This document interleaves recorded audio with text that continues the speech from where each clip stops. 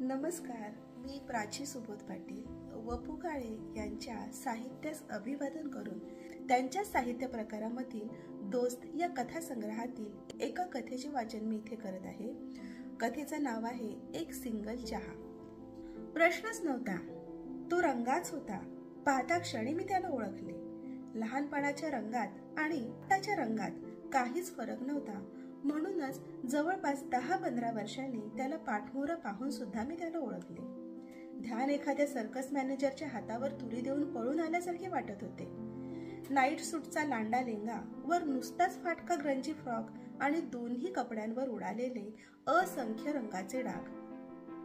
पाठीमागून जाऊन त्याच्या पाठीवर थाप मारीत मी पोरकटासारखं ओरडलो, काय रंगोबा, सर्कस मधून पळून आलाय की काय?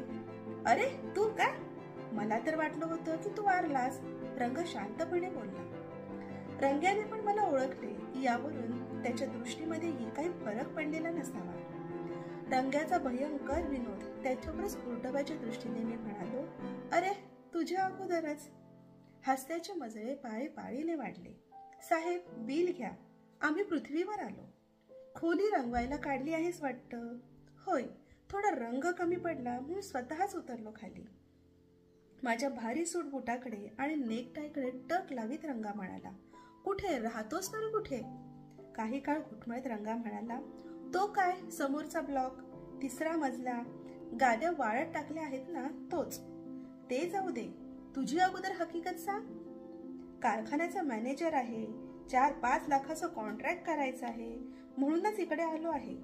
उद्या परत कलकत्ता. मी खूप विचार करून बोललो. मग काय, रुबाबच आहे म्हणायचा.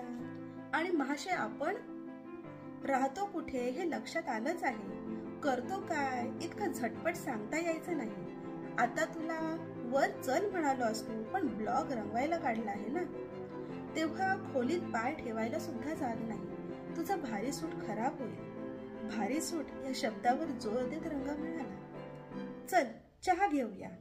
कबूल, पण पैसे मी देणार. तू माझा पाहुणा आहेस. रंगाचे सामान घेऊन एकच आणा उरला आहे. एक सिंगल चहा दोघात घ्यायचा. संध्याकाळी 4 वाजता पुन्हा भेटण्याचे ठरवून आम्ही निरोप घेतला. माझा अगदी जळफळाट झाला होता. लहानपणी ज्याच्या घरी खाण्यापिण्याची भ्रांत तो रंगा शिवाजी पार्कला ब्लॉक घेऊन राहतो ही कल्पना सुद्धा मला सहन झाली नव्हती. आणि आता तर ती गोष्ट प्रत्यक्षात घडत होती. रंगा एकसारखा माझ्या कपड्यांकडे पाहत होता. यात मला काहीच आश्चर्य वाटण्यासारखे नव्हते, कारण माझ्या घरीही लहानपणी अशीच परिस्थिती होती. उरलेली सर्व कामे बाजूला सारून मी रंगाला भेटणार होतो आणि कोणतीही यक्षिणीची कांडी प्राप्त करून घेतली होती ते त्याला विचारणार होतो. 10-15 मिनिटे अगोदरच मी रंगाच्या ब्लॉकवर हजर झालो. ब्लॉक प्रशस्त व ऐसपैस होता. सर्व वस्तू नवीन रंगवलेल्या भिंतीच्या पार्श्वभूमीवर अगदी उठून बसून ठेवल्या होत्या. प्रत्येक वस्तूची खरेदी कलापूर्ण व तिची मांडणीही आकर्षक होती. प्रत्येक गोष्टीकडे मी आसुसलेल्या नजरेने पाहत होतो.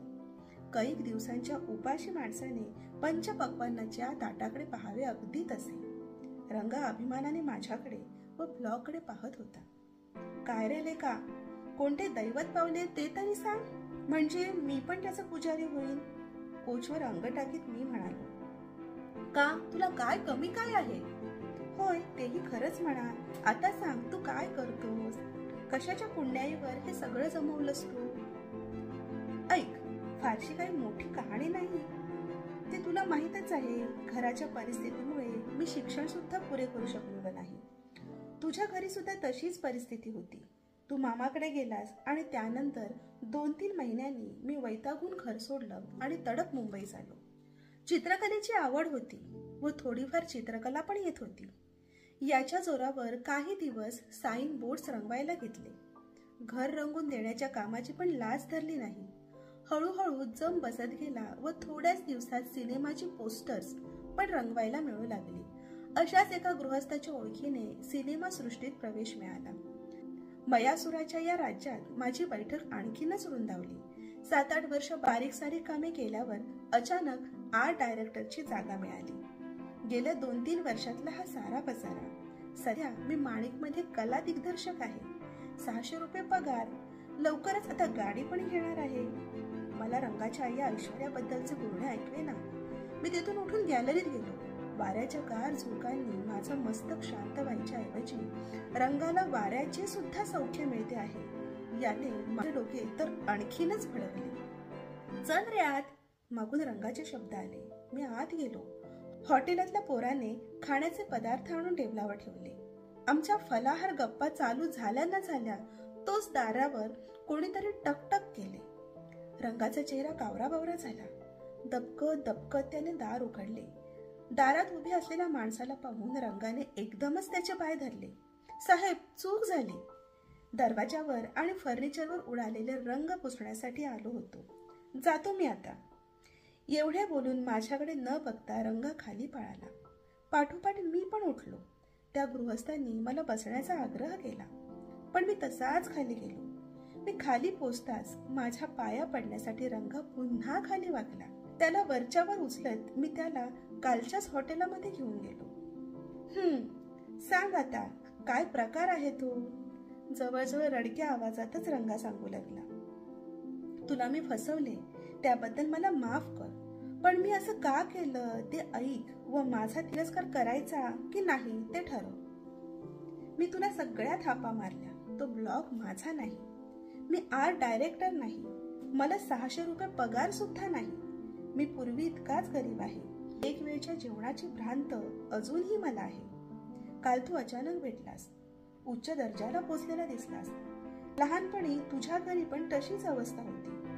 तुला पाहून डोक्यात विचार आला की ह्याने मात्र परिस्थितीवर ताण केली व मी तसाच राहिलो. मला याची शरम वाटली. मी गरीब आहे हे जर तुला समजले तर तू माझ्याशी बोलणार नाही असं मला आजवरच्या अनुभवावरून वाटले. म्हणून मी थापा मारले. मला गरिबीचे वाईट वाटत नाही, पण दारिद्र्यामुळे होणारी अवहेलना मात्र मला सहन होत नाही. लहानपणी निष्पापपणे गरीब श्रीमंत एकत्र खेळत होतो, पण आता मोठेपणी शिंग फुटले आहेत सगळ्यांना. एकही जण माझ्या वाऱ्याला उभे राहत नाही. मी त्याच्याजवळ मदत मागेन या भीतीने. सगळी मला दुरावली. याचेच मला दुःख आहे. खूप वर्षाने भेटलास आणि पुन्हा खूप वर्षे भेटणार नाहीस हे लक्षात घेऊन मनात आले की यालाही थोड्या थापा मारून एकतरी बालपणीचा मित्र काही काळ तरी टिकून धरावा. बालपणाच्या पवित्र निष्पाप निर्हेतू गोष्टी आठवाव्यात. बस, याखेरीज दुसरा कोणताच हेतू नव्हता. मी त्याच इमारतीच्या जिन्याखाली राहतो. त्या मगाच्या गृहस्थांनी मला मदत म्हणून ब्लॉक रंगवायला सांगितलं. अचानक ते लवकर आले. ते लवकर आले नसते तर माझे नाटक यशस्वी झाले असते. जाऊ दे, तेवढेही नाही माझ्या नशिबात. मला माफ कर. रंगा पुन्हा पाया पडण्यासाठी खाली वाकू लागला. त्याला थांबून मी म्हणालो, अरे माझ्या कसला पाया पडतोस? मी पण तुझ्यासारखाच गरीब आणि बेकार आहे अजून. तू माझ्या सोडबुटावर फसत होतास आणि मी म्हणत होतो फसू दे याला असाच. कारण गरिबीत तुला आलेले अनुभव व मला आलेले अनुभव यात काहीच तफावत नाही. माझेही शिक्षण पुरे झालेले नाही. मी पण भुके कंगालच आहे अजून. ओळखीच्या गृहस्थांनी मुंबईला बोलवले. त्यांच्या ओळखीनेच काल एका कारखान्यामध्ये गेलो होतो. इंटरव्ह्यूसाठी त्यांनी मला त्यांचेच कपडे दिले होते. या कपड्यांवर तू फसलास व तुझ्या थाटामाटावर मी फसलो. तुझा ब्लॉग पाहून मला तुझा हेवा वाटू लागला. मी पण तुझा गैरसमज दूर केला नाही. खोट्या प्रतिष्ठेला आपण दोघेही बळी पडलो. मी पण गरीब आणि तूही गरीबच. माझ्या खिशात एकच आणा आहे आणि तू माझा पाहुणा आहेस. पैसे मी देणार. सांग, एक सिंगल चहा दोघांत. काल एक सिंगल चहा दोघांमध्ये पिताना एकमेकांकडे काय बडा माणूस झाला आहे अशा भावनेने आम्ही पाहत होतो व आज एक सिंगल चहा दोघांत पिताना आम्ही पूर्वीचे जीवाभावाचे मित्र म्हणून एकमेकांकडे पाहत होतो. धन्यवाद.